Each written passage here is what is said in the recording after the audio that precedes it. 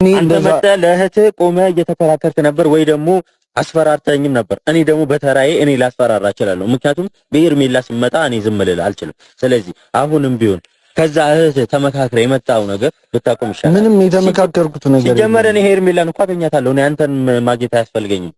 ሄርሜላ ከዚህ እኔን ማስቆም አልችልም። እሷን ማስቆም የምችል ከሆነ መሞከር ትችላለህ። እንደውም እኔ አንተን ላምንህ አልችልም። ምክንያቱም ሄርሜላንን ሩታንና ከዛ ነው የሚባል ከዳኒ አንድ ላይ ሆናችሁ ሄርሜላን የሆነ ነገር ልታረጋት እንዳሰባችሁ ግልጽ ነው። ዳጅ አጠገቧ ላይ ሰው የለም።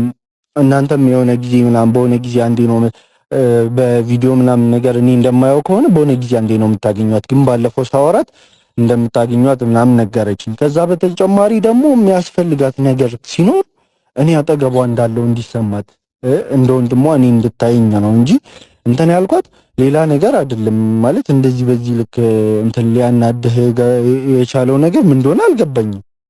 አስጠነቅቀህ ብቻ ነው የመጣሁት። ሄርሜላን ስማኝ፣ ሄርሜላን ንጹህ ልብ ነች፣ በአንድ የምትሸነፍ ሰው ነች፣ የዋህ ነች። ስለዚህ እንደዛ እንደ አብርሃም በፋይልና በቪዲዮ እህት እንደያዘችበት አይነት ልትይዟት እንደሆነ አውቃለሁ። ስለዚህ ከአሁን በኋላ ማስጠነቀቀ ነገር ከሄርሜላ አጠገብ እንዳደርስ ብቻ ነው። ህሊኔ ነፃ ማድረግ አለብኝ። ነፃ ምናምን አይደለም። እኔ ምንም ነፃ የምትሆነው እሷ አንተ እህትህንም አርቃት። ለማንኛውም አመሰግናለሁ። ከእሷ አጠገብ እንዳትሆን።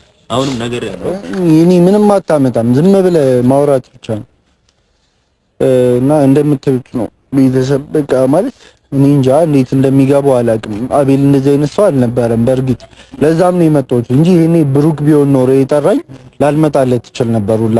ስራዬን ትቼ መምጣቴ ግን በጣም እያናደደኝ ነው በቃ